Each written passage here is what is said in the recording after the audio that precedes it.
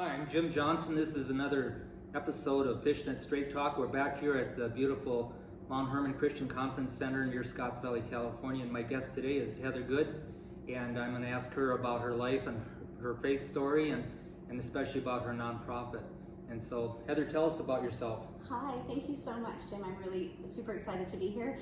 My name is Heather Goode. I am the executive director of an organization called Arukah Project.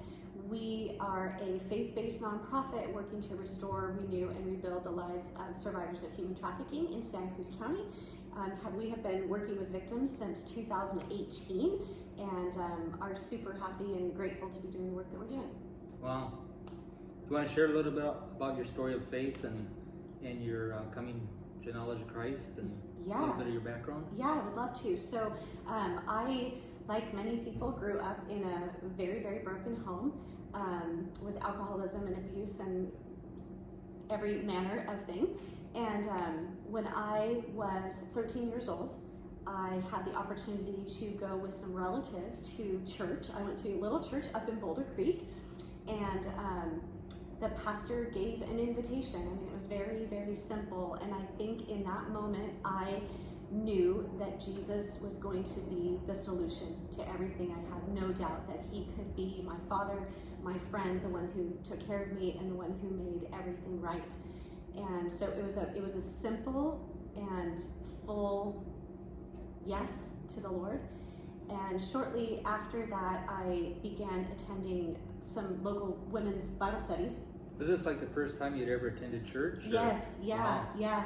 And yeah, it was absolutely immediate. And after attending Bible studies for a very short time, like most people receive a calling from God, I guess you will, and I don't think I had a actual calling. I didn't hear God's voice, but I knew that I knew two things. I knew that I wanted to serve Jesus for the rest of my days, and I knew that I wanted to serve women. I really had a passion for women because I understood so many things that I had been through and thought if everything that I've been through could make a difference for somebody else, that's what I want to spend my life doing. And so pursued that for all during my teen years, and always imagined I'd marry a pastor and pastor a church, but that was not to be my story. Do you want to share what you went through, or is that private, or? Yeah, you mean with my family? Yeah. So I grew up in, as I said, alcoholism. So my father was an addict and left when I was very young. And my mother, in a quest for love, decided to search for it in a lot of wrong places and ultimately married very violent men and sexually abusive men. And so my life was not great. My life was not great growing up. So you came to Christ at an early age and you stuck with it. I did. And so you've been helping women and yeah. ways. So it's really interesting because I said I did not marry a pastor. I actually ended up marrying a cabinet maker. I figured carpenter, close enough. And shortly after we got married, even though I had said I wanted to be in business, I think that my husband had other plans and wanted me to work with him. And so I ended up working with him in our business. I ended up running that business for over 25 years, building it up. It was a design, build, construction company. And I was very, very young at the time and surrounded by mostly men, all of whom were a decade or more older than I was. And I was trying to make my way running this company. And over the years, really built it into a heritage and legacy company, and I'm very proud of that. But I would also say that I liken it very much to a Joseph story, where I felt like I was called by God young and found myself on a road that I didn't bargain for. I didn't want to be in business. That wasn't really something I was passionate about. And simultaneously, while I was running the business and raising kids and doing all of that, I also have about 3 decades of experience in women's ministries. So anytime there was a women's event, I was there volunteering, leading. I actually ran a pretty large women's ministry with over 200 women for a few years that I loved doing that. Was that with a church or kind of? That was with a church, yeah. So it was under a pastor of a local church, and I absolutely loved doing that. Yeah. So talk about Arukah Project. Yeah, so in 2016, this is kind of a crazy story. So in 2016, I was neck deep in running the company and, you know, running my women's ministry and doing all the things that we do. And I think I had sort of a crisis of faith. You know, I just, Scripture says, teach us, Lord, to number our days. And I think I just had this season of reckoning where I realized time was running out. I was in my middle 40s. It's still pretty young. Well, in my mind. Yeah, so I was in my middle 40s and I was seeing that my kids were getting ready to leave the house and just different things were happening, and I thought, you know, Lord, I don't want to do this anymore. I don't want to be in business. I only have a certain amount of time left, and I want to do what I believe He called me to do. And so in very short order, I actually walked away from the company in 24 hours. I just said, that's it, I'm done. I'm not going to spend one more minute not doing what God's called me to do. And the Lord spoke to my heart, human trafficking. So as I began to pray and lean into what I believed God was asking me to do, I had a very clear vision of a ministry that I wanted to build. And in the midst of it, the Lord started speaking sex trafficking to me. And I have to be honest, I had no grid for sex trafficking. I just remember thinking, that is those people over there, what does that have to do with me? And over the next few weeks, I just began to talk with different pastors and leaders who had known me really well. And I said, why do you think the Lord would say sex trafficking to me? I don't understand. And all of them, who did not know each other, said to me, you need to meet a woman named L'Oreal Weitzel. And so L'Oreal could not be here today. She was actually my co-founder in Arukah Project. And we met in late 2016 and began to just share our stories. And within a year, it became clear to us that we really had the same passion to help women. And she is called to human trafficking and has spent over a decade working with trafficking victims.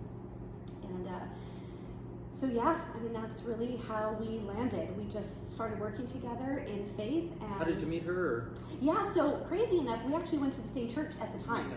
We had not met each other because she was working in children's ministry and I had grown kids. And so our paths just never crossed. Yeah. And as it turned out, we went to the same church and just started connecting together, and the rest is history. She had a heart for the same thing. She did. The Lord spoke to her when she was in YWAM. So she did a discipleship training program in Australia called Priceless. And it was where they did outreaches to brothels and ministered to prostitution and victims of trafficking. So she had some experience in that. She did. area. Yeah, she did. She did. And it's been very interesting because even though I had no grid for human trafficking, what I really realized is that God really did uniquely prepare me to do this work. You know, I always said, Lord, I feel like I wasted 25 years of my life, and He promised me that He would waste nothing. And everything I learned in business and everything I learned in ministry have really come together to minister to the victims and the clients that we serve. What is the nuts and bolts of the what you do? Yeah. So we primarily focus on three things, and we started working with adult victims in 2018. So we work with the district attorney's office, social services, law enforcement, as well as friends and referrals. We get referrals from all over the place, working with adult victims. And we are not a program in the typical sense of the word. So best practices in working with survivors of human trafficking is that it is survivor-led. And what that really means is that we start with the client, figure out what they need, figure out what they have, and we just go from there and get behind them to reach the goals that they need. So we do everything from pursuit of justice to housing to mental health to therapy to transportation, medical. We do the whole gamut. I assume it's mostly girls or women. Yeah, we Is have there actually some worked boys with too? men as well. Yeah, so men are victims of human trafficking for sure. So we have had a couple cases with men, absolutely. So we'll serve anyone. And after working with victims for about a year and a half, we discovered the statistic that over 60% of adult victims were in the foster care system. Yeah. And so we thought, well, we need to back up then, and we need to start getting into foster care. And so as of last year, we're a licensed foster family agency. We specialize in commercially sexually exploited children. we get between 8 and 12 phone calls a week from all around the country looking for families to place kids with. What's the age ranges, or what's the youngest? I think the youngest victim we've heard about was 6. Oh my gosh. Yeah, our typical victims are going to be between 12 and 15, but there is no typical age range. I know of a young lady that was pregnant at age 9, and that's bizarre, but it's physically possible. Yes. But it's a really strange situation and challenging, I'm sure. Yeah, it's challenging work for sure. And our job is primarily to find families and to support those families in caring for these kids, because it's a very unique calling and a very unique set of needs. And so that's our role as a foster family agency.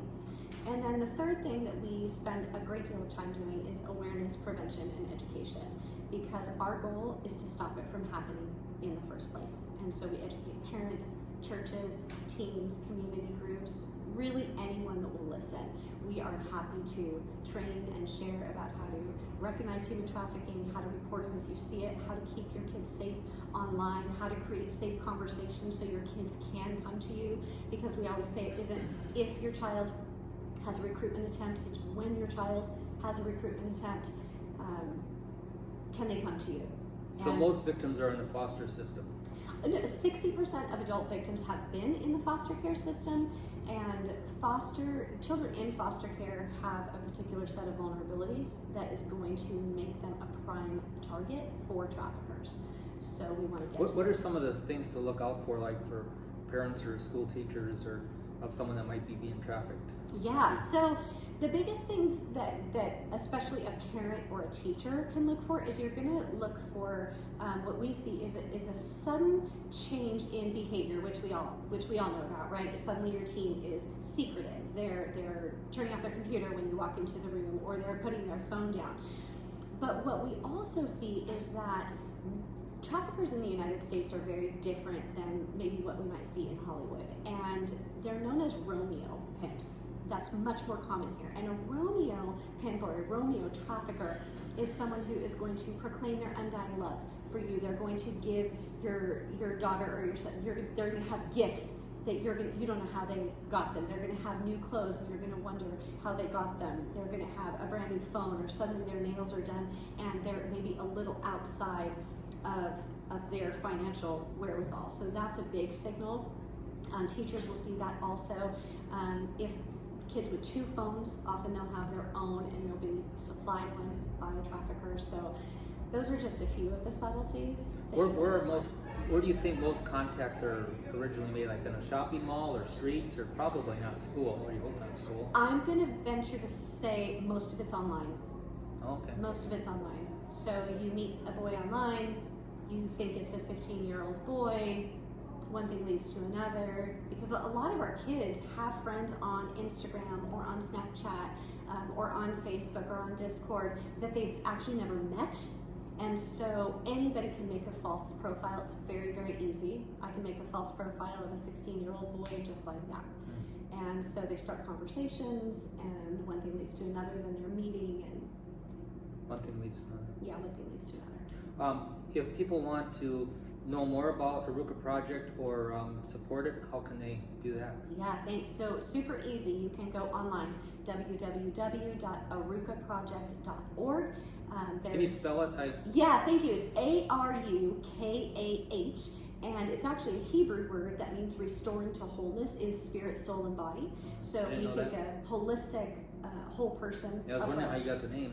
Yeah, it's in Jeremiah 33, and it speaks of what the Lord wants to do for Israel as He is healing them. He says, I will Arukah you, and it is God's all-encompassing restorative care for Israel. So you can go to our website. There's tabs called Get Involved. Of course, we're always looking for financial support, but we also need volunteers. people with special skills, ambassadors, people that just want to share our message. So there's a lot of ways to get involved with us. And then sometimes you have public meetings where you talk about it, or we do. So is that posted, events posted on your website? Yes. So we have training schedules and all sorts of things. You can also just reach out to us for any sort of speaking engagement. We are always happy. We don't charge for speaking engagements at all. We're very happy to come and share. And if you feel like you need training or help, and also it might be shocking to know that over 50% of our clients come from good families, and we're involved in local church communities. And so the other thing I would say that I have to say is that if anybody is watching this and they need help, or they know somebody that needs help, do not hesitate. Go to our website and reach out to us. Even if you're not sure, even if you just think you might need someone to talk to about your story, we're here for you and we'd love to support you. Oh, that's really good. Anything else you want to share, or is that pretty much it? I think that's it. I could talk for hours, but I feel like we covered it. Oh, good. Thanks for coming today and sharing with your project and your ministry. Thank you. Great. Thank you for inviting me. Yeah.